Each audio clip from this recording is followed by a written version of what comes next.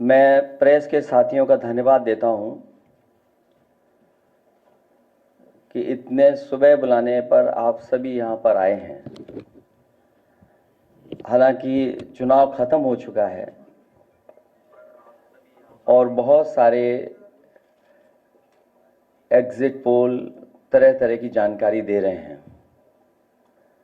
मैं आपके बीच में आपके माध्यम से कुछ बातें रखना चाहता हूं। मैं शुरुआत करता हूं कि जितनी ऊंचाई पर जाकर कटती है पतंग, उतना ही बड़ा होता है उसका पतन। भाजपा कई दोषों के लिए जिम्मेदार है।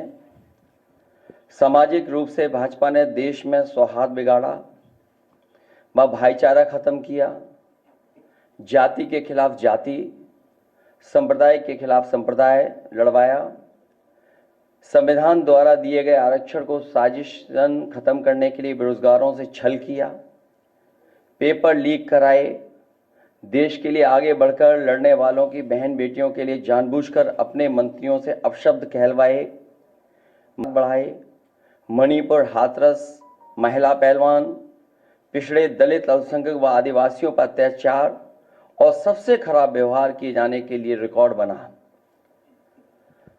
आर्थिक रूप से इलेक्टोरल बॉन्ड का ऐतिहासिक भ्रष्टाचार किया। इलेक्टोरल बॉन्ड के माध्यम से पैसा कमाने के लिए मुनाफाखोरी को बढ़ावा दिया, जिसने महंगाई को बढ़ाया।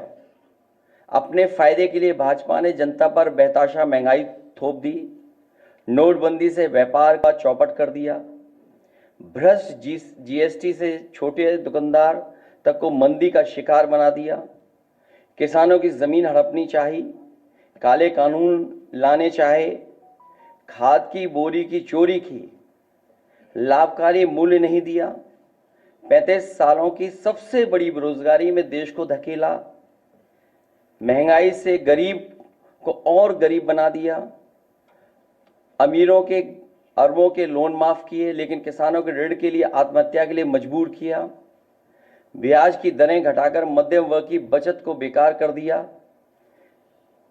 बैंकों में तरह तरह के चार्ज और पेनल्टी से लोगों के खाते दीमक की तरह अंदर ही अंदर खा गए, बैंक लॉकरों के नाम पर जिम्मेदारी से पल्ला झाड़ लिया, नैतिक रूप से चंदे तक का पैसा खा गए, केयर फंड के नाम के आगे पीएम के नाम का इस्तेमाल करके बाद में हिसाब देने से मना कर दिया, अपराधियों को शामिल करने, उनके कृत्यों पर पर्दा डालना, जैसे मणिपुर में अपने संगी साथियों द्वारा बेटी के साथ मानवीय व्यवहार में, बीएचयू छात्र अभद्रता कांड में, खीरी किसान हत्याकांड में, हाथरस की बेटी के बलात्कार हत्या व कानपुर देहात कांड में जहां मां बेटी को झोपड़ी में जिंदा जलाकर मार डाला, ऐसे अनगिनत उदाहरण हैं। शारीरिक रूप से देखें तो भाजपा लोगों के शरीर स्वास्थ्य से भी खिलवाड़ किया, उसके भी दोषी हैं। भाजपा ने बिना जांच परखे जानलेवा वैक्सीन लगवाई, कमीशन खाकर गलत दवाइयों को पास करके लोगों का जीवन खतरे में डाला।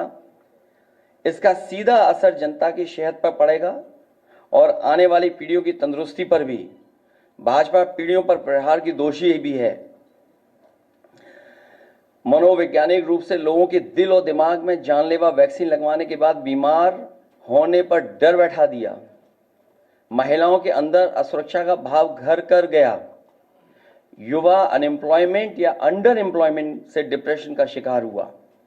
राजनीतिक रूप से चंडीगढ़ के मेयर चुनाव में कैमरे के सामने धांधली की, चुनी हुई सरकारें गिराई, खरीद फरोख्त का नकारात्मक सियासत को जायज ठहराया, पारिवारिक रूप से राजनीतिक फायदे के लिए परिवारों को लड़वा दिया, भाई के खिलाफ भाई को।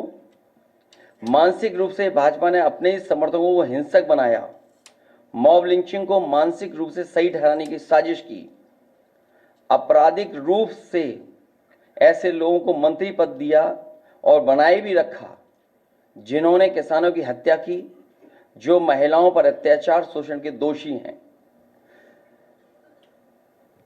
न्यायालय तक में अपने लोग पिछले दरवाजे से सेट किए, न्यायाधीशों से खुलकर एक विचारधारा विशेष के लिए बयान दिलवाए, न्यायाधीशों को राजनीतिक पदों पर लालच देकर कानून तक को अपनी भ्रष्ट सोच से यही काम यूनिवर्सिटी, कॉलेज, स्कूलों में किया।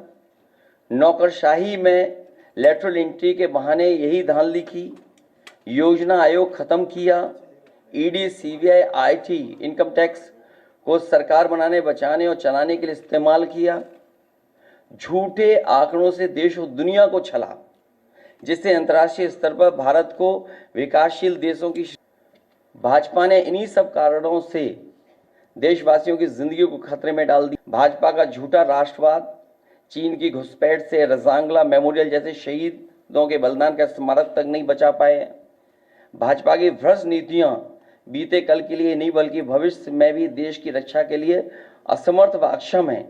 इसलिए जनता इस बार गांधी जी को याद करते हुए करो या मरो की तरह आंदोलित हो गई है।